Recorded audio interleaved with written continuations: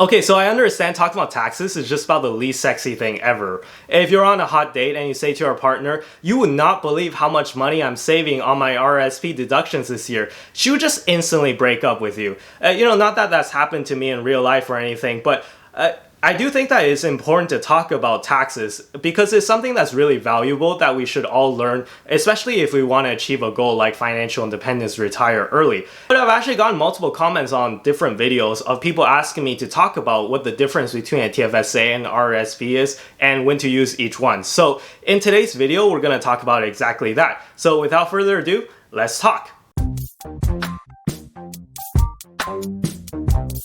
So for our American viewers, don't click away because I think the information in this video is going to be valuable to you as well. Now, TFSA and RRSP, they have American equivalents. So the TFSA, you can think of just as the Canadian equivalent of what a Roth IRA is. So I'm sure you've heard that term somewhere.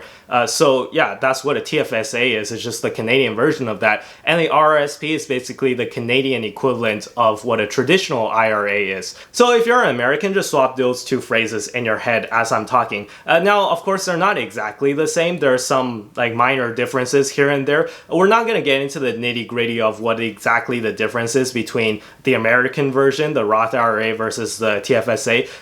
I'll save that for another video. But yeah, today we're just going to talk about the TFSA and the RRSP specifically and when should you use each one.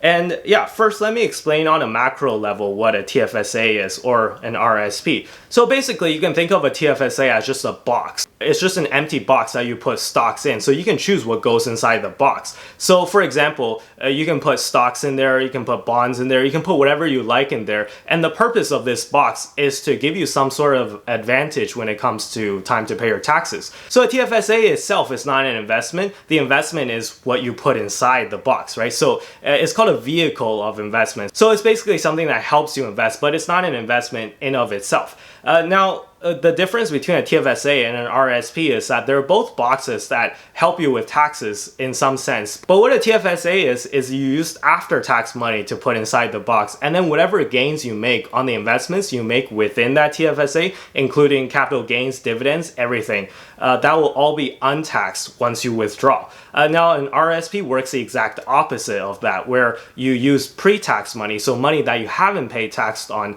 and then when you withdraw, you would actually pay the tax on it. So an RRSP is sometimes also referred to as a tax deferred account. So basically it means what it sounds like, right? You're deferring the taxes to a later date. So that's why an RRSP is called a tax deferred account. But when should you use each one? Well, let's go through that right now. First of all, I drew this graph that will hopefully illustrate the difference between the two. And apologies for not being the best drawer in the world. I went to school for math for 5 years and I'm still not great at drawing graphs. So anyways, I know this looks complicated, but I'm going to explain it, so don't worry. So on the vertical axis, basically, is your taxable income. This is money that you have to pay taxes on. Basically, you want to keep this number as low as possible because I assume that you want to pay the least amount of taxes possible. Now, don't get confused here. You're sitting there thinking, well, don't I want my income to be as high as possible? Well, yes, you do, but you want your taxable income to be as low as possible. Remember, your taxable income is just a portion of your income that you're obligated to pay taxes on. So like, for example, if you run a restaurant and let's say all your customers pay cash, so theoretically, you can hide that cash. And then in your case, your income would be very high because your taxable income will be very low because on paper, it looks like you're not making that much money. Of course, this would be illegal if you actually did this because this is tax evasion. And I'm not condoning tax evasion anyway, so please don't do this. But this was just an example. Let me begin by just explaining the black line on the graph. So let's go back to the graph. So the black line is for a non-registered account. So basically, you're paying taxes on your income and you're paying taxes again when you retire. Obviously, you would never use this unless you max out both your contribution limits to your TFSA and your RRSP, right? So obviously you can have some sort of tax advantage with both. So you would want to max those out before you can even consider a non-registered account. But let's assume that you didn't know about TFSA or RRSP and you didn't know that those existed for some reason and you just put all your money into a non-registered personal account that is taxable, then that's basically the worst case scenario that can happen, right? And we'll use that as a baseline. going forward.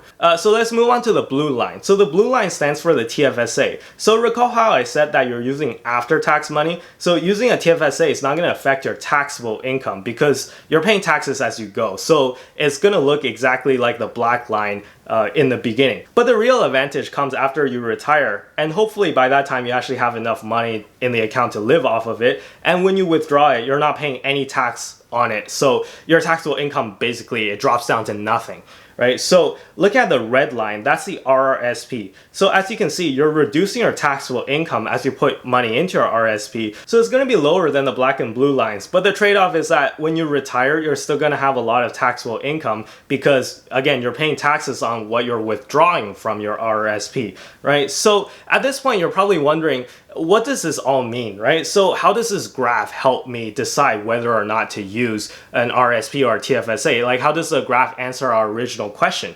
Well, let me tell you that right now. So you got to look at this as what kind of trade-off you want to make, right? So it's always a trade-off. So with an RRSP, you're benefiting by reducing your taxable income. So you're benefiting on the pre-retirement part by pulling down your taxable income. Now, if you do that, maybe you can knock yourself down a tax bracket and pay less taxes. But then you're paying the consequences for after you retire, right? Because after you retire, then you're going to have to pay taxes on the money that you withdraw. So you're sort of sacrificing the post-retirement part of your income in exchange for benefits pre-retirement. So that's sort of how you can think about it. You're just sort of artificially smoothing out your income curve such that you don't hit like the super high income brackets, right? So usually when people get older, they start making more money, right? So you'll probably make more money as a 40-year-old than you do as a 20-year-old. So you probably make the most amount of money right before you retire. So at that point, maybe it'll work in your favor if you want to pull down your taxable income a lot, because at that point, let's say you're like 50 years old and you're like a head manager at your company or whatever, and you're about to retire, but you're not quite at the retirement age yet, but your income is at the highest it's ever been. Well, at that point, then your taxable income is also going to be the highest it's ever been. So you're going to get taxed like crazy because you're making a lot of money on paper. So if you contribute a lot to your RSP then you can pull yourself down maybe a tax bracket or just reduce your taxable income, and then you can have some benefits that way, right? So that's with an RSP. So again, you're sacrificing the post-retirement leg for the pre-retirement leg. Versus with the TFSA is the complete opposite. So you're paying a lot of taxes now because you're using after-tax money, so you're paying taxes now, but you benefit when you retire, right? Because all the money that you pull out after you retire, all that is tax-free.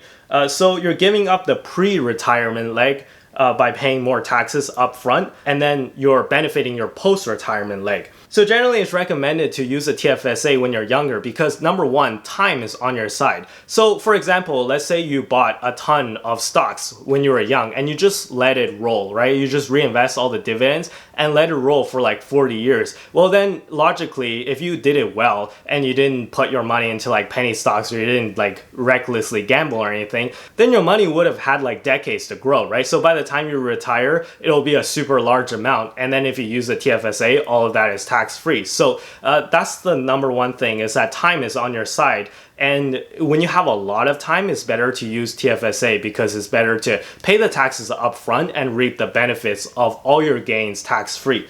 And also number two, when you're young, you don't make that much money anyways, right? So as I said earlier, if you're 20 years old, you're much more likely to make less money than you will when you're 50. I know that's kind of confusing. Maybe I should have phrased it a little better. So what I'm trying to say is that when you're 20, you're making a lot less money than you probably will when you're 50. So in that case, since you don't make that much money anyways, in the first place, the government's not going to tax you like crazy as a 20-year-old, right? So you're going to be pretty low on the tax totems. So you might as well use some of that after-tax money to invest. And because time is on your side and you just let it roll. So when you're younger, it's better to use a TFSA in general. All right. Now, of course, there are exceptions to every rule, but in general, it's better. Now, if you're older, older or if you make a lot of money, you might want to use an RRSP just to reduce your tax burden now. You can also get creative as to what type of investments you like to hold in TFSA or RRSP. So for example, in a TFSA, it's probably better for you to hold like high growth stocks. So for example, if you're buying Tesla stock, you're probably better off buying it in a TFSA. And that's because Tesla stock has a tendency to skyrocket, right? So if you buy a stock and it 10x's, then all your gains will be untaxed if it's in a TFSA, which means that if it's in a TFSA, you win big, right? Because you contributed a small amount of money and then it just absolutely skyrocketed and all of your gains will be untaxed. Versus with an RSP, if you did it in that, then you might have contributed some money that was tax-free when you put it in before you pay taxes, but then all your gains will be taxed. So I think that for high growth stocks, it's better to use a TFSA. So of course with high growth stocks there's higher risk, right? So you probably want to put higher risk stocks or stocks that have a tendency to skyrocket in your TFSA, and then you can reserve your RRSP for stocks that are more stable, like dividend stocks, like ETFs, or even bonds, right? So if you're into that, so if you're into like those stable and safe stocks or bonds, then you can use an RRSP, and it's probably better because it doesn't have a tendency to skyrocket anyways, right? And you're using it for retirement, so you probably want something that's a little bit safer than just putting all your money into like Tesla or something like that, right? So yeah, generally with safer dividend stocks or ETFs or bonds, it's probably better to use an RSP instead of a TFSA. You can get creative with this, but generally this is just kind of what I do, right? So yeah, moving on.